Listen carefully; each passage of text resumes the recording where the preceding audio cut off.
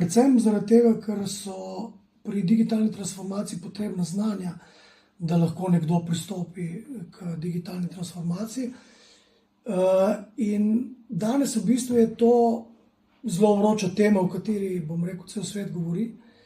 Je pa dejstvo to, da še vedno, kljub temu, da je digitalna transformacija že leta in leta poteka, znanja premalo. In posledično premalo znanj pripelje tudi do tega, da je uspešnost teh projektov tudi zelo nizka.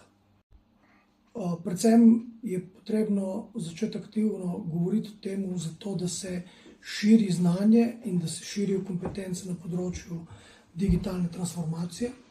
Ljudi je treba ozaveščati, da je to nujno potrebno. Pa ne samo bom rekel, znotraj podjetja, ampak govorim na splošno v gospodarstvu, v ekonomiji, v širšem okolju. Če pa govorimo o oskrbovalni verigi, je pa nedvomno to, da brez učinkovite digitalne transformacije, brez učinkovitih rezultatov, tudi o nekem uspešnem upravljanju oskrbovalne verige žal ne moramo več govoriti. Ta predavanja so primerna v bistvu dobesedno za vse.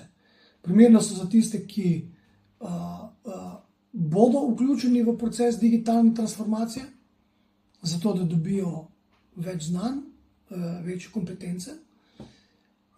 Primerna so za tiste, ki v bistvu o tej tematiki nimajo še niti najosnovnejših znanj in bojo s tem pridobili neka začetna, osnovna znanja, zato da bojo lahko sploh o temu začeli govoriti.